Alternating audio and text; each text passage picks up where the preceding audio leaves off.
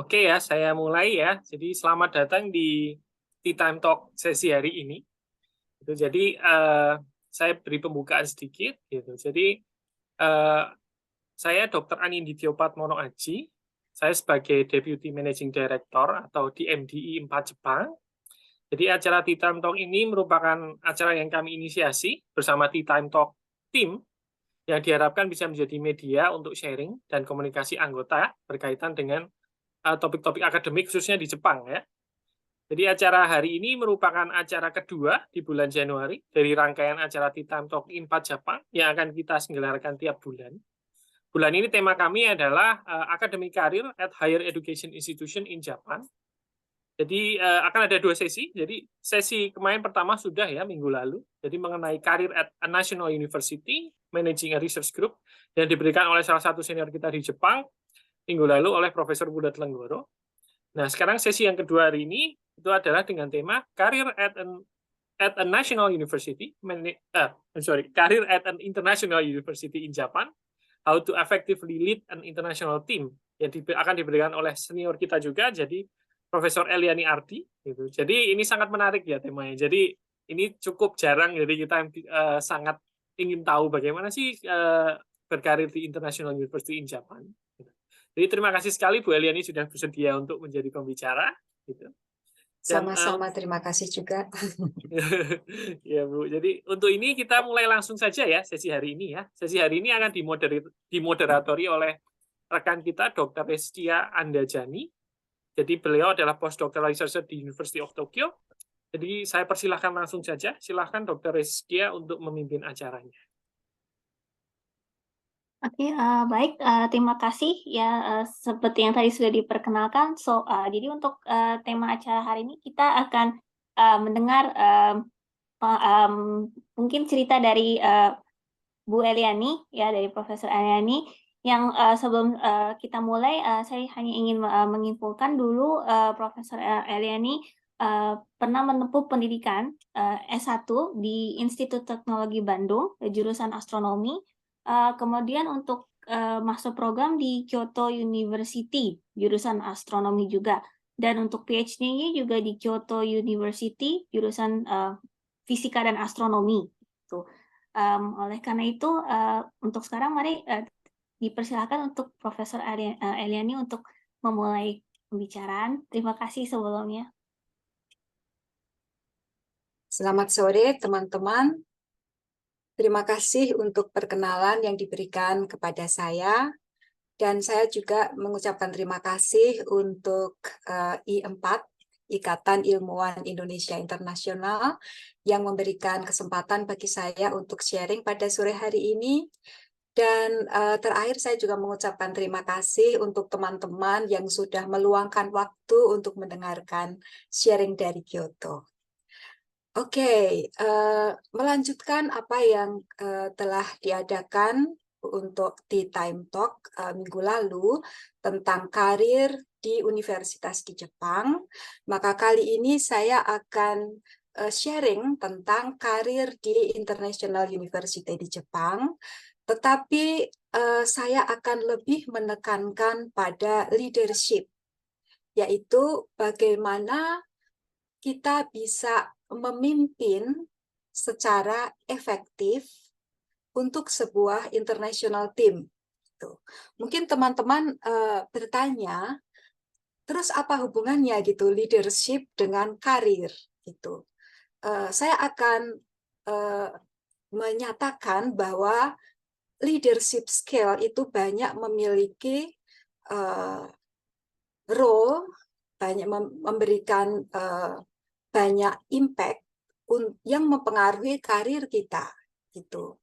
Sedangkan teman-teman adalah pemimpin atau calon pemimpin yang paling tidak sudah memiliki background bekerja sama dalam satu international team.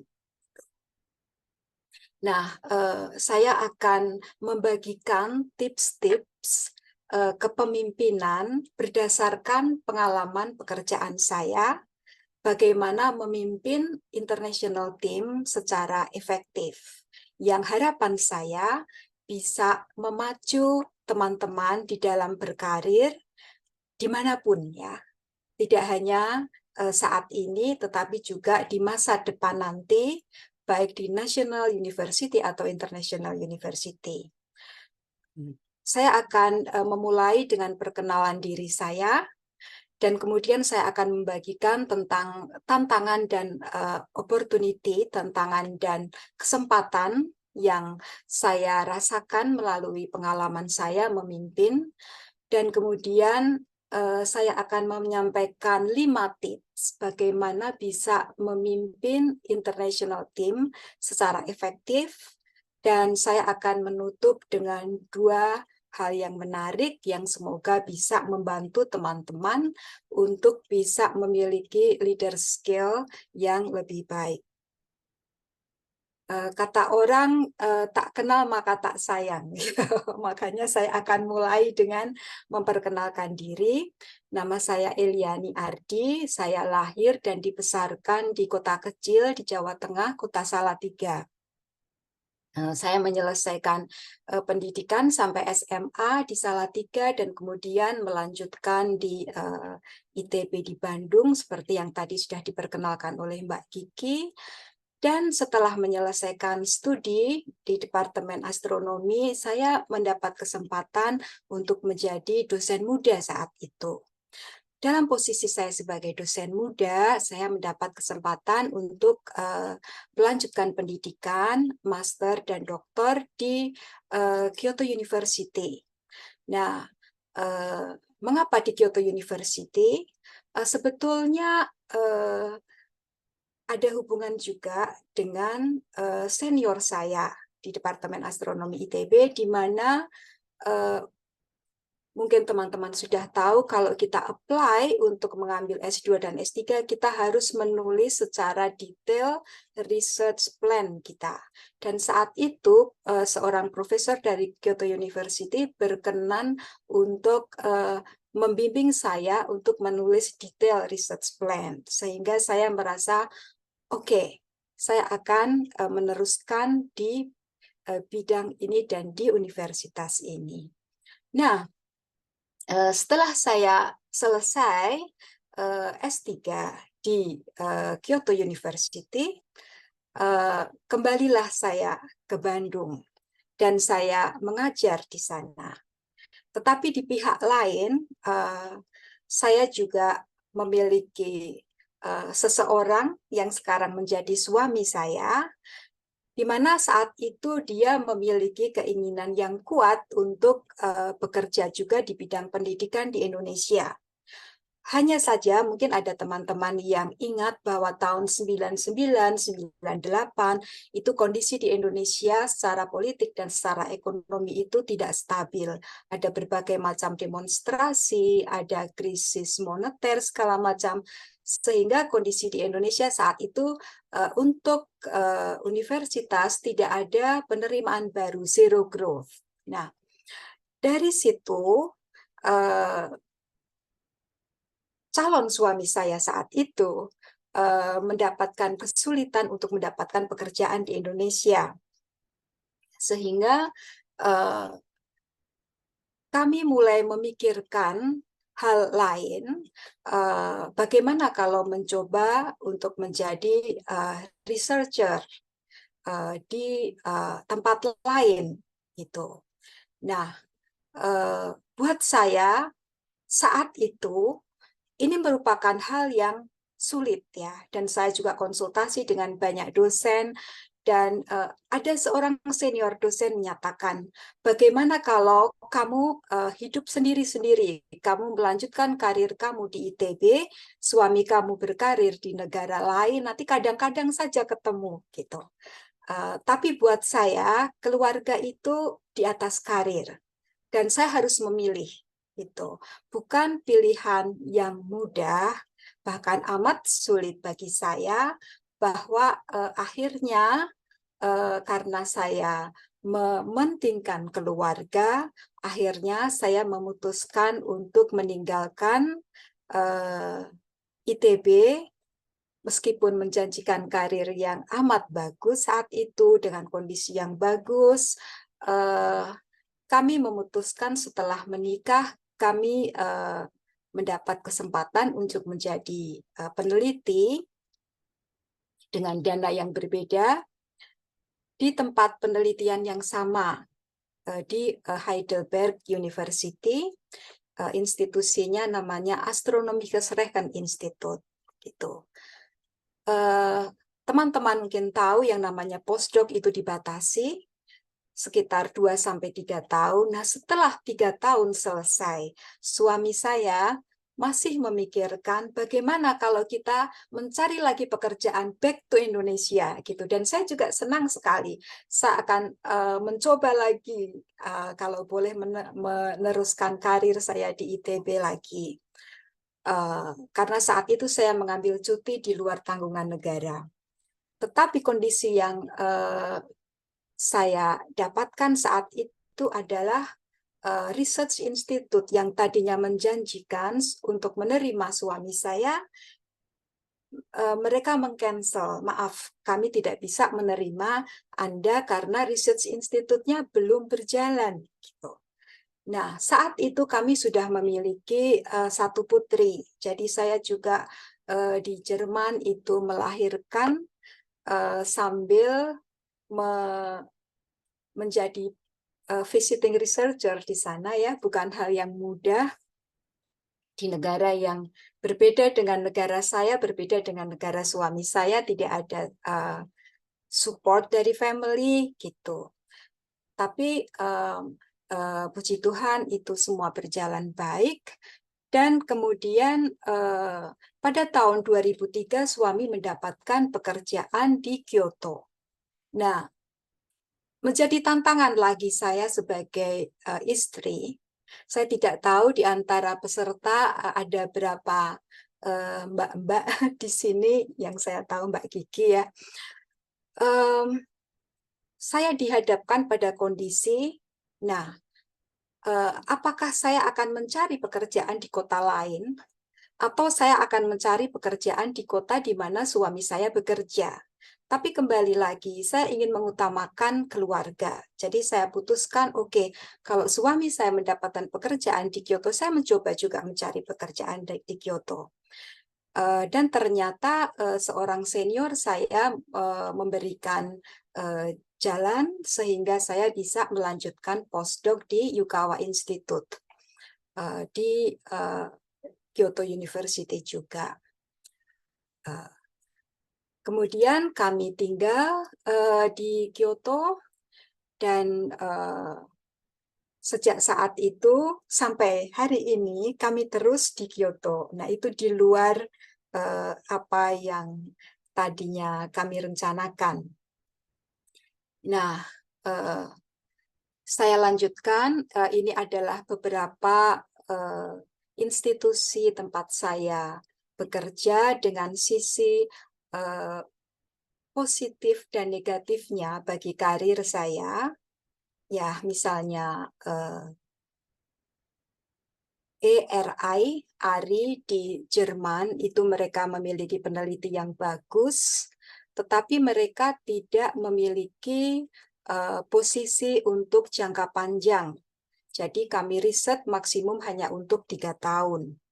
Kemudian di Yukawa Institute of Theoretical Physics, mereka memiliki peneliti-peneliti tingkat dunia yang amat sangat bagus di bidang theoretical physics, tetapi saat itu juga mereka tidak memiliki atau tidak membuka kesempatan untuk menjadi pekerja tetap, tidak ada posisi jangka panjang. Dan satu lagi, pada saat saya melakukan penelitian di sana, selama 3 tahun itu, saya merasa ada sesuatu yang kurang gitu. Apa ini yang kurang? Akhirnya saya menyadari bahwa saya memang memiliki passion untuk mengajar, tapi di sana saya hanya bisa menjadi peneliti gitu. Saya semakin menyadari, oh ini yang kurang. Saya perlu tidak hanya meneliti, tetapi harus mengajar. Sepertinya ini passion saya. Nah, pada saat itu saya mulai berpikir mencari tempat pekerjaan yang memberikan kesempatan untuk memiliki karir jangka panjang dan di mana saya juga bisa mengajar gitu. Tetapi constraint-nya lagi saya mencari yang di Kyoto. Ya, sekali lagi karena keluarga saya di Kyoto, maka saat itu saya tidak bisa atau saya tidak memutuskan untuk tidak apply di daerah Tokyo misalnya.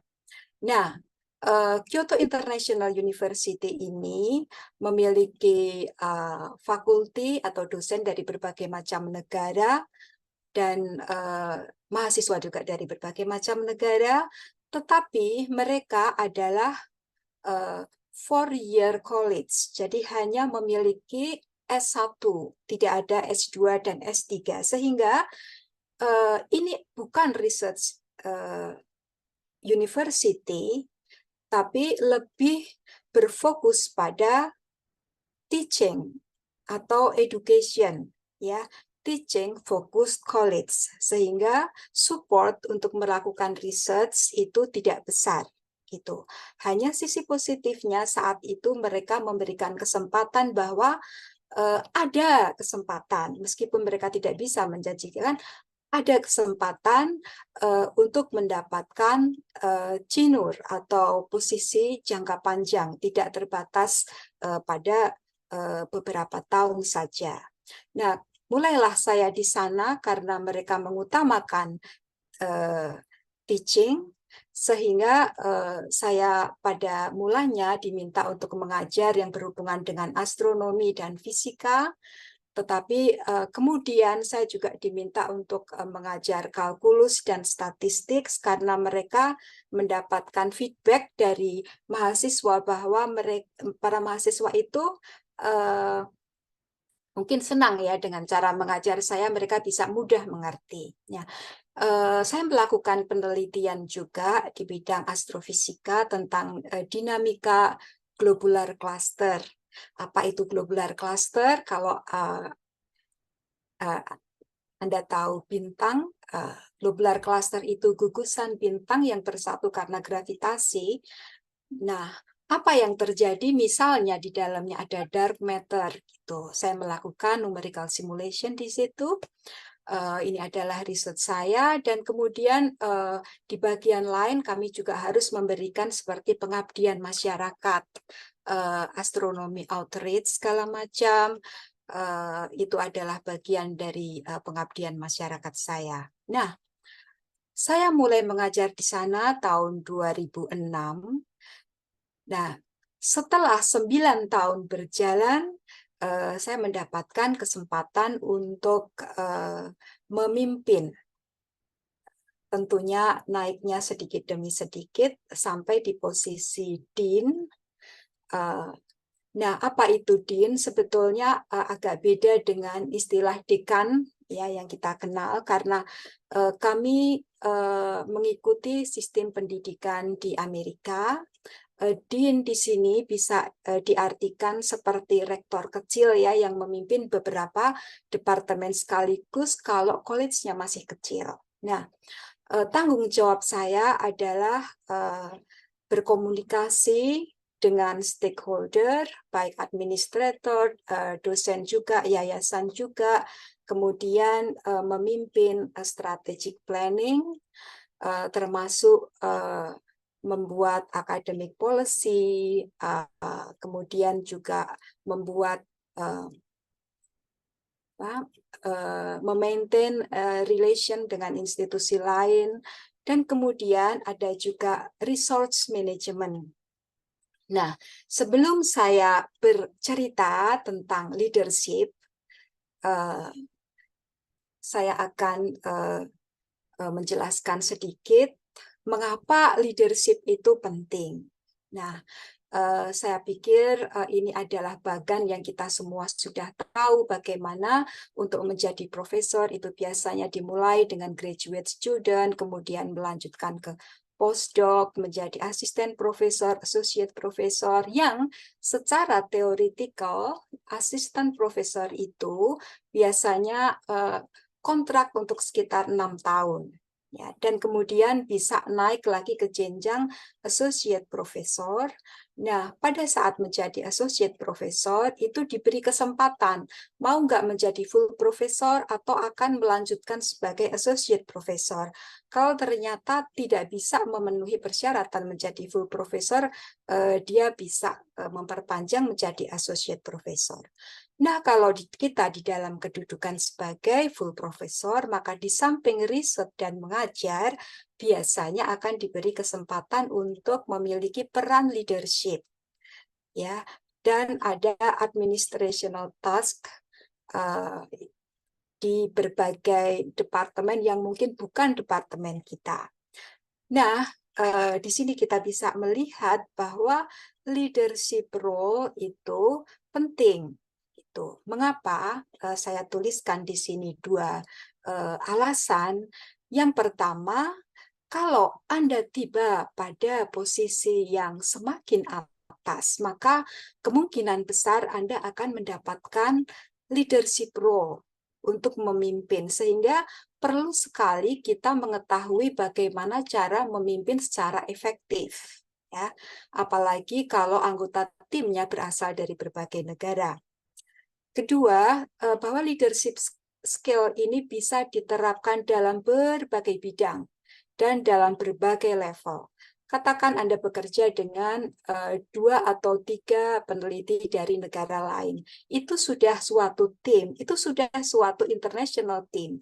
Sehingga kalau Anda memiliki leadership skill, mindset Anda akan berbeda dengan orang yang tidak memiliki leadership skill. Jadi, untuk menjadi pemimpin yang efektif, kita tidak perlu sampai menunggu sampai level manager dulu gitu, tapi di level manapun itu bisa mempengaruhi mindset kita, attitude kita, bahwa kita bisa memimpin secara efektif di level kita. Saya akan melanjutkan dengan tantangan dan juga kesempatan yang saya rasakan. Yang pertama, saya dengan kesempatan menjadi leader di institusi saya harus keluar dari comfort zone saya. Dari kondisi di mana saya sudah enak menjadi pengajar dan juga peneliti, sekarang ditambah dengan hal-hal non-akademik.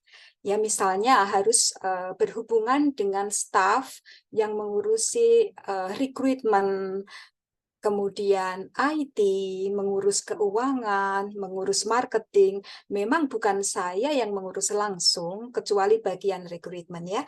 Tetapi saya harus bekerja sama dengan mereka dan membantu pengambilan keputusan mereka. Ini adalah hal-hal non-akademik. Ya. Kemudian tantangan yang kedua, saya memanage dosen dan staf dari berbagai macam negara. Di institusi saya 60% itu dari Amerika, seperempatnya dari Jepang, dan yang lain dari berbagai negara. Kemudian juga kita memanage dosen yang berasal dari berbagai macam bidang. Nah, kenapa? Karena di institusi kami pada tahun 2013 kami membuka suatu program yang dinamakan KAU Foundations Program. Tujuannya adalah mempersiapkan para mahasiswa sehingga mereka bisa mentransfer kredit yang mereka dapatkan di institusi kami, bisa ditransfer di universitas yang bagus di Amerika, kalau bisa yang masuk the best 100 gitu. Nah, untuk itu kalau merefer sistem pendidikan di Amerika, general education itu bisa mencapai antara 60 sampai 90 dari 123 kredit yang ditentukan untuk lulus S1. Nah, sehingga general education ini memberikan peran yang penting, jauh lebih penting daripada sistem pendidikan yang lain. Misalnya di Jepang mungkin hanya 20%. Mungkin hanya 1/7 dari 140 kredit general education mereka bisa ambil mungkin 20 kredit. Nah, apa akibatnya? Karena general education ini mencakup banyak sekali subjek dari natural science, ada social science, ada humanity, ada language. Nah, sehingga dosen berasal dari berbagai macam bidang. Ya, ditambah lagi ada departemen bisnis, di mana dosen-dosennya juga dari dosen bisnis ya. Ini adalah sebagian dari anggota tim kami dari berbagai macam negara, tetapi juga mereka membidangi bidang-bidang yang berbeda dari bidang saya. Nah, tetapi ada sisi positif dari kita sebagai orang Indonesia. Sebagai orang Indonesia, kita terbiasa untuk bekerja sama dengan orang yang culture-nya berbeda ya, dari Aceh sampai Irian Jaya. Nah, karena kita dibesarkan dengan culture yang seperti itu, saya yakin bahwa orang Indonesia itu memiliki tendensi akan lebih fleksibel bekerja sama dengan orang dari culture yang berbeda. Nah, tantangan lain, suatu hari ada seorang konsultan yang kami invite untuk membimbing kami di bidang leadership segala macam, bukan hanya untuk beberapa minggu ya, tetapi kami undang beliau untuk beberapa tahun, paling tidak 3 tahun. Itu. Nah, suatu hari beliaunya membuka presentasi dengan mengeluarkan slide ini. Gitu. Ini adalah 8 dimensi perilaku orang dari berbagai negara, kata dia. Nah, saya langsung cek itu yang bulat-bulat warna-warni itu, yang kuning muda, mungkin kalian teman-teman bisa melihat, itu adalah Indonesia. Nah, yang warnanya lain itu adalah dari negara-negara lain. Nah, menurut penelitian yang dilakukan oleh Erin Meyer di bukunya Culture Map, masing-masing negara itu memiliki stereotip gitu. Misalnya bagaimana cara berkomunikasi, bagaimana cara memimpin, bagaimana cara mengambil keputusan, bagaimana cara mereka menghandle time itu. Nah, saya langsung angkat tangan, saya tanya gitu, maaf ini datanya dari mana, tahun berapa, berapa orang yang dijadikan sampel, karena saya merasa ini tidak mewakili orang Indonesia saat ini gitu. Nah, tetapi konsultan itu hanya mengatakan ini sekedar contoh gitu, bahwa secara tipikal tiap negara orang-orangnya itu begini begitu berdasarkan culture map ini gitu. Nah, tapi kalau teman-teman bisa melihat misalnya yang paling bawah dari scheduling ya, wah orang Indonesia itu diasumsikan kita fleksibel banget dengan time, kemudian deciding bagaimana cara pengambilan keputusan itu cenderung top down ya. Kemudian bagaimana dengan cara berkomunikasi. Low contents itu mengutamakan kata-kata, tapi high contents itu tanpa kata-kata ya. Kemudian bagaimana cara memimpin. Orang Indonesia cenderung hierarkikal gitu. Saya pikir mungkin ini tidak menggambarkan kondisi masyarakat Indonesia saat ini. Tetapi kalau kita masuk dalam suatu international team, maka orang sudah memberikan seperti prejudis gitu.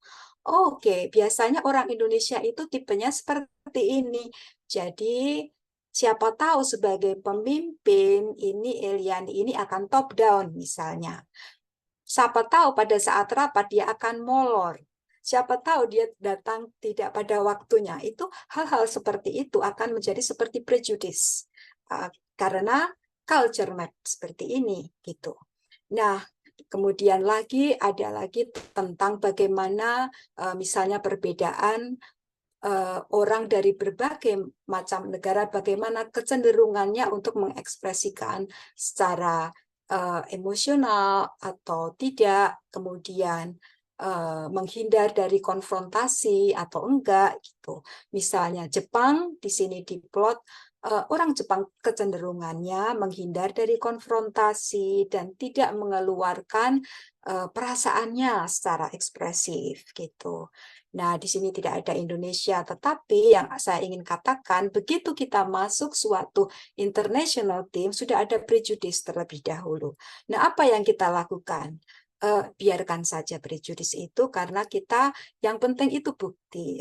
Jadi, ya sudah, kita lanjutkan saja bagaimana kita membuktikan bahwa kita bisa memimpin secara efektif gitu. Efektif artinya berhasil membawa kepada tujuan yang kita inginkan, tujuan yang tim itu inginkan. Jadi tim itu harus berorientasi pada goalnya. Nah, sebagai pemimpin, masalahnya apakah kita berfokus pada apa yang dijadikan goal bagi tim kita. Saya akan membagikan 5 tips ya. Yang pertama adalah bahwa kita perlu mengukur effectiveness ya dari tim kita. Nah, karena efektif itu mengacu pada goal, maka goal adalah komponen yang pertama. Kita bisa baca di sini grade. Ya, pertama goal. Kita mau apa? Tujuan kita apa? Yang kedua role. Siapa melakukan apa? Ya. Yang ketiga interpersonal relationship. Ya, bagaimana kita berinteraksi dengan orang di dalam tim kita. Yang keempat adalah proses, bagaimana kita mengambil keputusan. Nah, di sini saya beri 2 tanda bintang meledak untuk international relationship dan proses. Ini adalah 2 tanda bahwa kalau kita bekerja di tim internasional, kita harus lebih memperhatikan 2 poin itu. Gitu. Nah, sebagai contoh, saya mendapat kesempatan untuk memimpin tim saya menggunakan professional development fund, gitu ya, dana untuk professional development. Nah, kemudian itu adalah tujuannya. Nah, ada role saya, tetapi juga ada role dari dosen-dosen. Ya, dosen-dosen itu harus mengajukan proposal dan saya harus ACC. Dan kemudian mereka bisa menggunakan itu untuk professional development. Nah, apa jadinya kalau tidak ada goal yang jelas? Ya, mungkin ya sudah, silahkan kalau misalnya Anda mau gunakan, ya silahkan gunakan. Kalau enggak, ya enggak apa-apa. Tapi kita harus mulai dengan goal. Goalnya misalnya, saya mau kita semua maju bersama menggunakan semua dana yang sudah dibudgetkan itu sampai habis, itu untuk memajukan kita supaya kita bisa lebih produktif gitu. Nah, jadi saya harus ada pendekatan interpersonal kalau misalnya ada dosen yang sepertinya tidak ingin mengajukan professional development fund. Gitu. Nah, apa jadinya kalau misalnya semuanya ada tetapi interpersonal relationship itu tidak berjalan? Nah, misalnya saya hanya mengirimkan email, ini ketentuannya, ini deadline-nya. Oke? Tanpa tanpa interpersonal relationship, ya, mungkin ada dosen-dosen tertentu yang merasa, oh, ya sudah, itu urusan dia, urusan mereka. Terserah saya dong, saya mau mengusulkan atau tidak mendapatkan dana, itu bebas gitu. Nah, tetapi dengan adanya pentingnya interpersonal relationship, saya bisa melakukan pendekatan personal. Maaf Pak, tujuan kita begini, jadi tolong Bapak melakukan ini, deadline-nya tanggal sekian. Gitu ya. Nah, tips yang kedua, mari kita memperhatikan ada 5 elemen yang penting. Yang pertama, bagaimana tentang kita berkomunikasi. Ya, ini bukan hanya masalah bahasa, karena komunikasi itu tidak hanya verbal, tetapi juga ada non-verbal dan juga ada kemampuan untuk mendengarkan. Ya, kemampuan untuk mendengarkan ini hal yang penting. Kemudian trustworthy, kepercayaannya di dalamnya termasuk kemampuan untuk meminta maaf kalau melakukan kesalahan. Yang ketiga, feedback, umpan balik. Ini penting sekali bahwa kita sebagai pemimpin tidak hanya bisa memberikan feedback, tetapi kita juga harus terbuka menerima feedback dari pihak lain.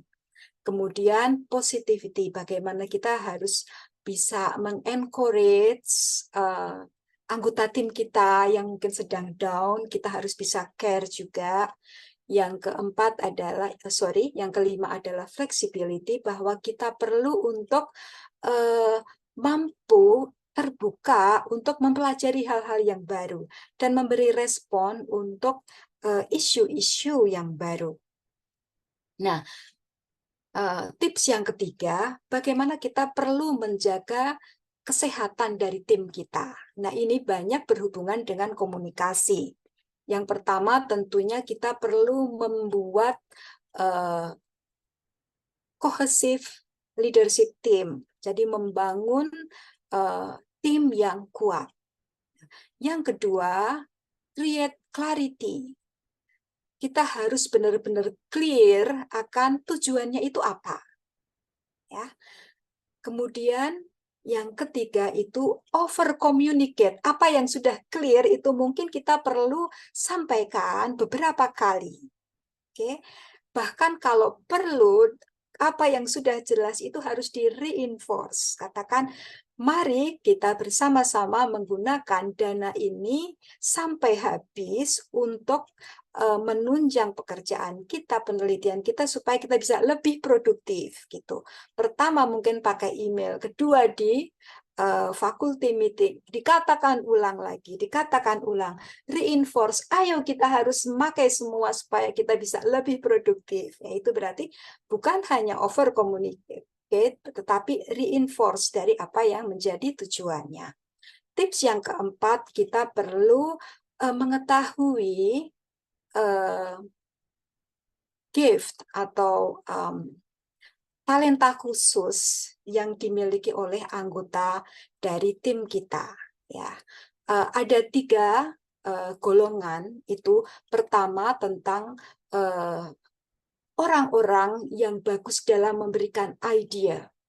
Tapi apa jadinya kalau seseorang hanya memberikan ide, yang lain memberikan ide, itu tidak akan jalan, gitu ya. Sehingga perlu ada bagian kedua, ada orang-orang yang mampu mengaktifasi ide tersebut, dan yang bagian selanjutnya adalah orang-orang yang bisa mendukung implementasi. Nah, kita harus tahu masing-masing anggota itu kelebihan dan kekurangannya itu ada di mana, gitu ya. Kalau hanya ide tanpa ada implementasi tentunya nggak jalan. Tapi apa jadinya kalau ada orang-orang yang memiliki ide dan orang-orang yang bisa mengimplementasi, tetapi tidak ada anggota tim yang punya discernment. Ya, discernment itu kemampuan untuk membedakan, oke, ini bisa jalan, ini nggak bisa jalan. Ya. Atau bisa membaca, it will work, it will not work. Ya. Jadi perlu ada orang-orang yang memiliki talenta di berbagai tempat di bagian idea, activation, dan implementasi itu. Oke. Tips nomor 5, kita harus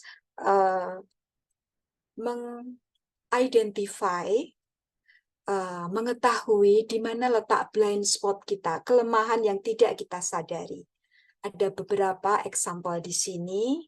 Misalnya, pertama memiliki, oke, saya tahu segalanya.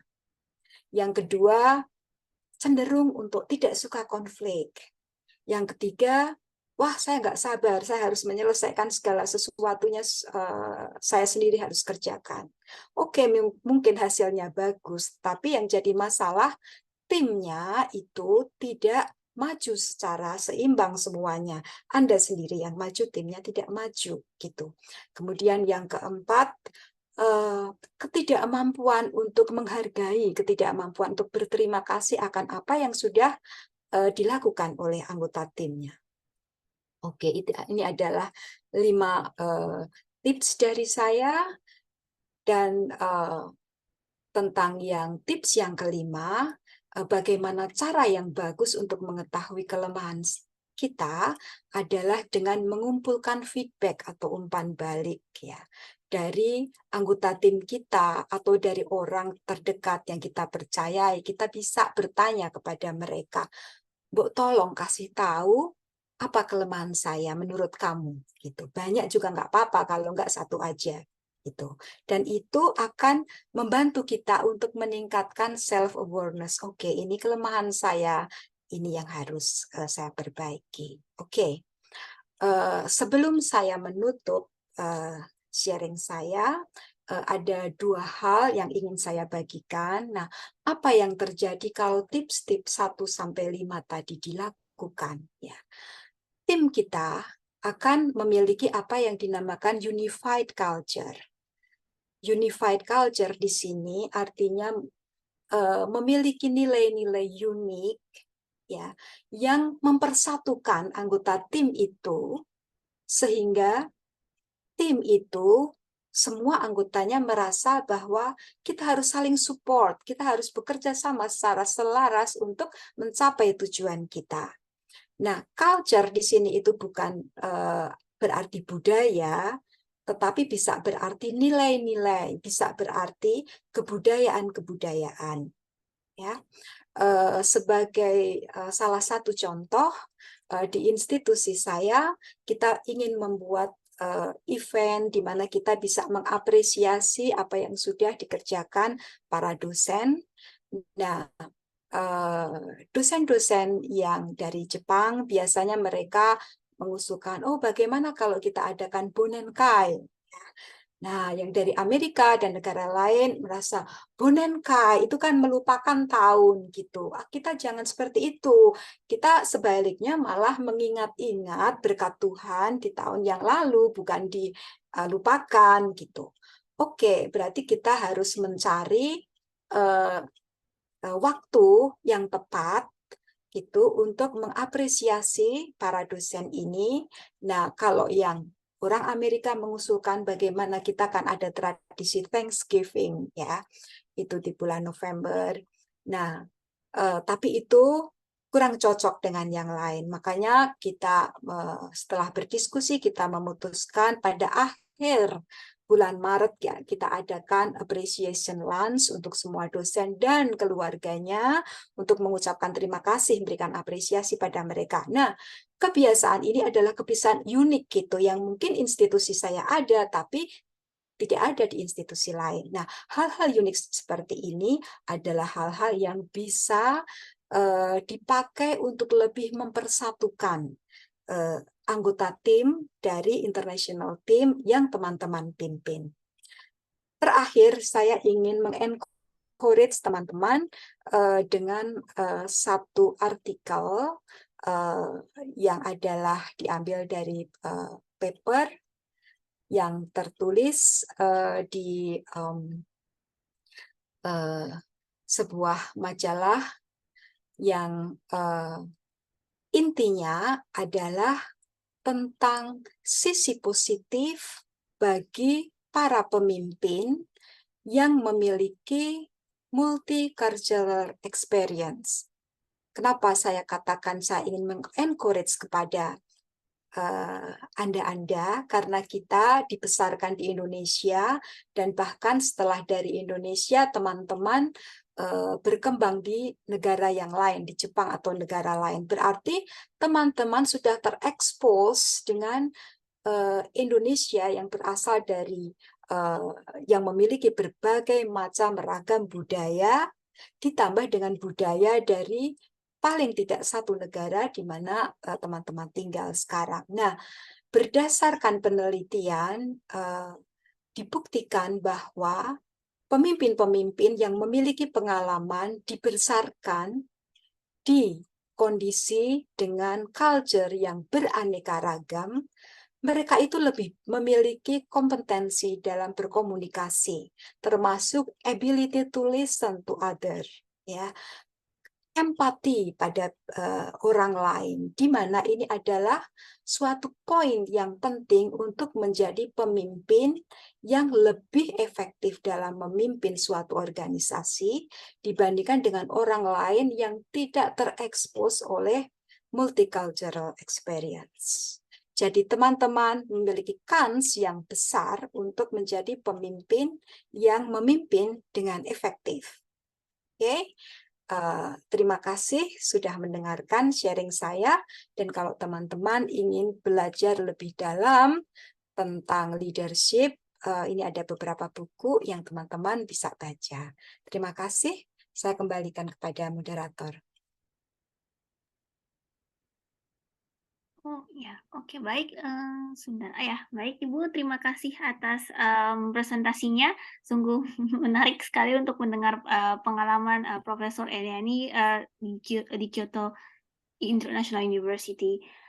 Sebelum kita lanjut, saya ingin bertanya, apabila ada yang memiliki pertanyaan, silakan untuk bisa langsung bertanya.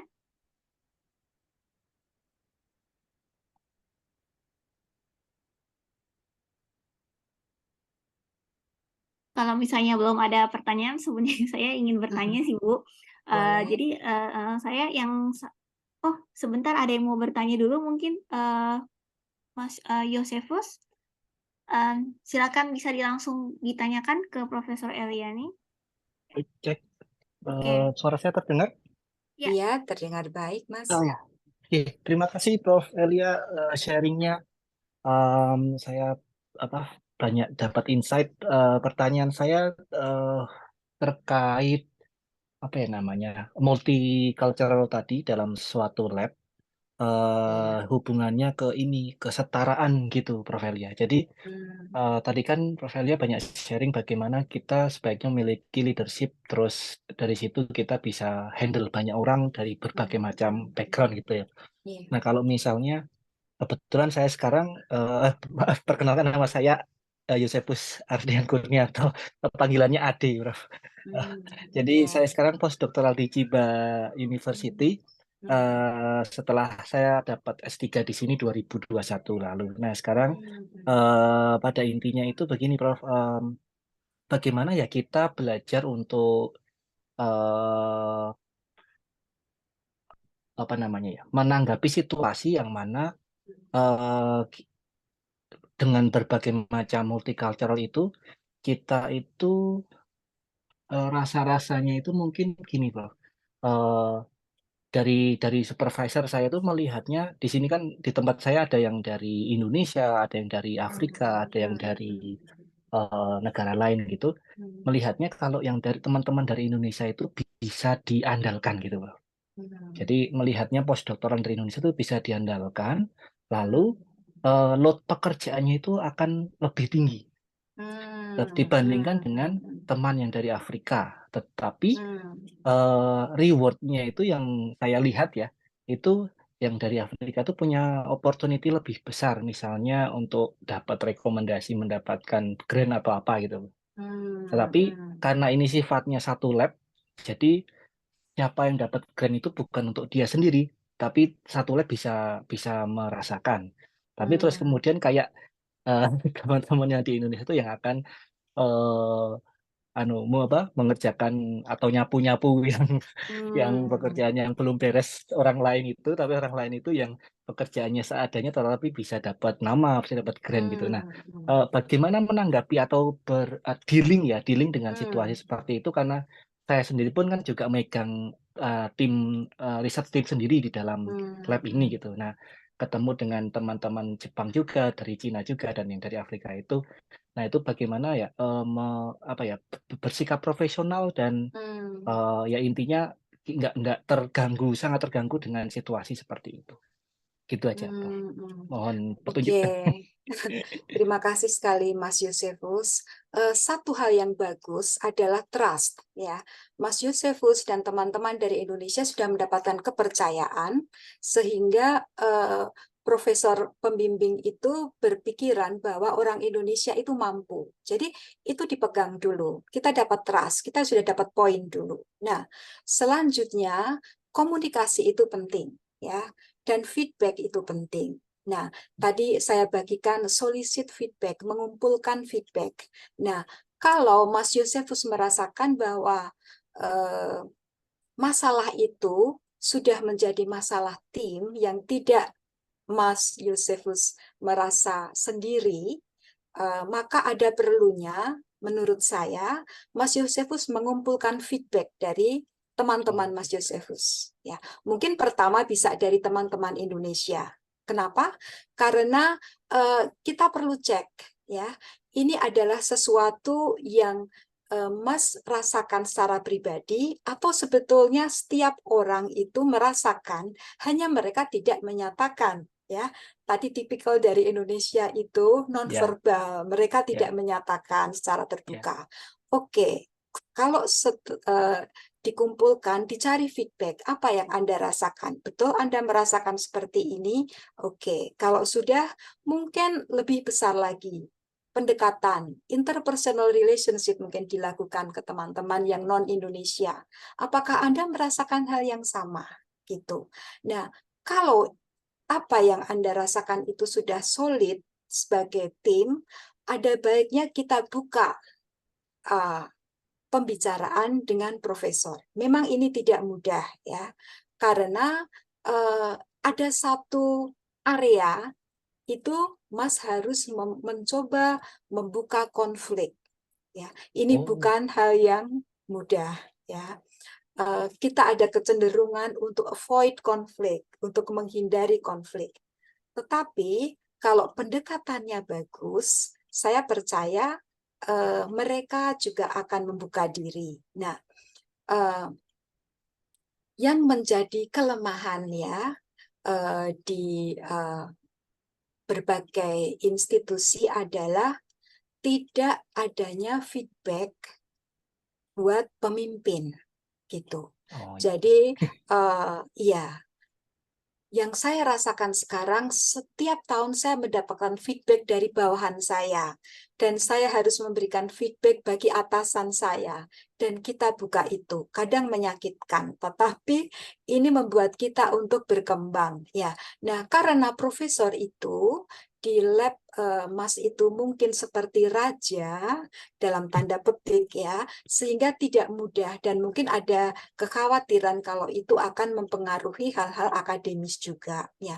Tetapi coba lakukan pendekatan. Nah, masalahnya kalau melakukan pendekatan tanpa ada bukti, tanpa ada apa namanya proof, gitu ya, itu nanti bisa dianggap sebagai gosip, ya. Tetapi kalau misalnya Mas membagikan bahwa saya sudah berdiskusi dan tim saya anggotanya ini merasakan hal seperti ini, itu ada bukti, ya. Diskusinya kapan, jam berapa, di mana, anggotanya siapa saja, ini hasilnya. Maaf Prof, ini kondisinya.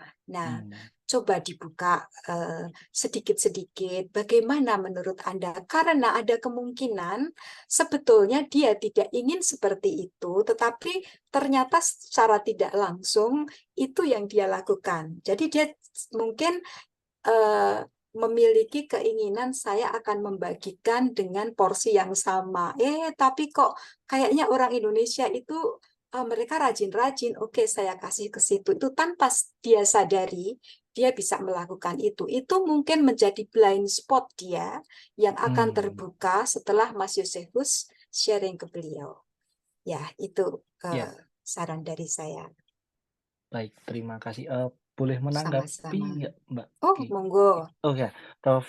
Ya, terima kasih Prof. Vila. Jadi terkait feedback, kemudian kita apa namanya, istilahnya kayak konfirmasi ke rekan yang lain satu lab apakah Iya, merasakan iya. hal yang sama, ini bukan jadi personal thing saya. Mm-mm. Itu sudah terjadi mungkin selama 2 tahun ini, Prof. Jadi setelah Oke. kejadian itu, intinya ada kejadian besar gitu di lab, lalu saya Iya. coba telisik intinya apakah ini memang hanya saya atau yang lain juga, ternyata yang lain juga merasakan urusan pribadi ke beliau. Kemudian terkait yang lain, karena ini masih waktu itu karena masih terkait pribadi, saya tidak terlalu big deal gitu. Tetapi kemudian agak ini merembet ke ranah research-nya. Jadi yang bersangkutan juga memimpin research team gitu kan. Jadi sama postdoc ya research team, tetapi ya itu Pak, karena konsep saya tidak akan melakukan apa yang dilakukan gitu ya, Prof. Jadi Iya. tidak membalas dengan hal yang sama gitu. Jadi saya ya kalau memang saya dianggap dipercaya ya saya sebisa mungkin memiliki integritas tinggi itu ya tetap perform gitu. Nah, kebetulan selama 2 tahun itu teman-teman, tidak hanya saya, teman-teman Indonesia dan teman-teman Jepang dan Cina yang di tempat saya itu juga melakukan hal yang sama, juga mencoba perform dengan baik, yang sebenarnya tujuannya biar kita itu selama regular meeting kayak semi gitu, profesor melihat gitu loh bagaimana progres kita, kerjaan kita.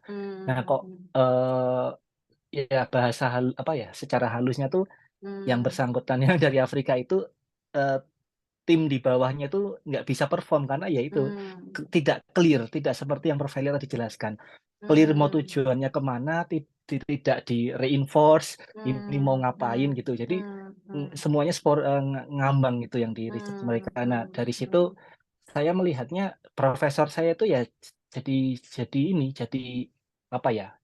mungkin ya kalau saya rasakan tuh sedikit terbuka, tapi saya ini hanya intuisi saya karena profesor juga tidak bilang langsung bahwa yang bersangkutan ini kurang bagus. Nah, dari situ intinya menurut saya profesor saya sudah melihat bahwa yang bersangkutan ini tidak tidak terlalu perform. Hanya saja sampai sekarang pun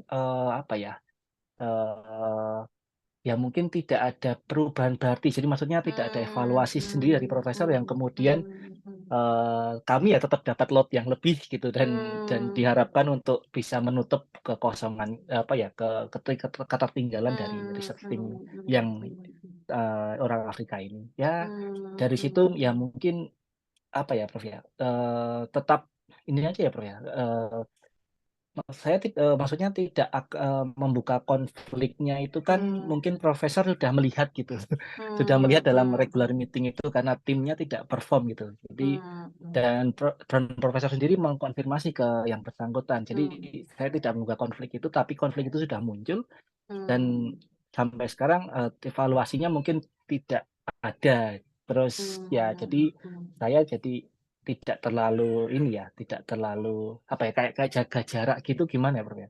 Apakah ya mungkin agak sedikit kompleks ya, maksudnya tidak bisa menyelesaikan masalah. Kira-kira tetap perform aja gitu ya Prof ya? Ada 2 usul dari saya. Yang pertama, bagaimanapun juga kalau menurut saya tetap ada bagusnya Mas Yosefus dan teman-teman menyatakan secara clear apa yang ada di hati. Ya, karena mungkin sesuatu itu sudah meletus.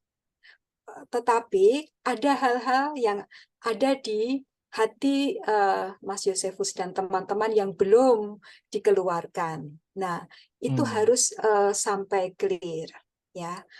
Meskipun itu berat, tapi itu juga sesuatu hal yang kalau itu bisa dilakukan, Mas Yosefus dan teman-teman akan mendapatkan pengalaman baru, naik ke level yang lebih tinggi. Secara leadership juga naik ke level dari yang tidak atau kurang berani istilahnya konfrontasi dalam tanda petik, tapi menjadi bisa menyatakan apa yang mungkin merasa tertekan atau tidak balance dalam perlakuannya gitu. Nah, itu dinyatakan secara bijaksana ke profesor itu nomor 1. Dan yang nomor 2, kalau itu tetap tidak bisa berjalan, perlu mencari pihak ketiga. Nah, pihak ketiga dalam hal ini siapa? Biasanya ada International Student Section. Kalau dulu saya di Kyoto University itu ada. Oh, International Student Section itu bagian dari universitas itu yang khusus mengurusi mahasiswa internasional. iya. Nah, kalau misalnya ada konflik yang belum bisa dipecahkan baik oleh dosen maupun oleh pembimbingnya, oleh profesornya, maka mereka memberikan juga tempat konsultasi. Nah, itu adalah tempat yang menurut saya juga bagus untuk dicarikan jalan keluar supaya bisa mendapatkan input juga dari mereka. Gitu. Setahu saya, International Student Section Ya, itu Prof. Ya, mendapatkan terima akses kasih ke masukannya. atas. Ya. Akses ke DIN itu akses Oh, langsung. Jadi mereka bisa memberikan input ke atas, nanti atas turun ke bawah. siap. Iya. Baik. Ya, terima kasih banyak Prof. Elia masukannya. Iya. Terima kasih banyak Prof atas penjelasannya dan ada cukup sangat bermanfaat untuk tahu pengalaman seperti ini di dunia akademik internasional.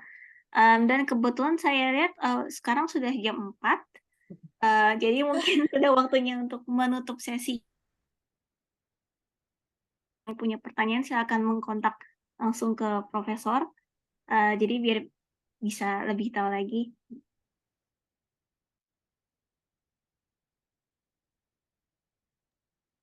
Ya, sepertinya Mbak Kiki agak nih ya, koneksi. Oh, koneksi oke, Mbak Kiki? Koneksi oke. Sempat disconnect tadi ya. Ya. Baik, mungkin kita tutup saja.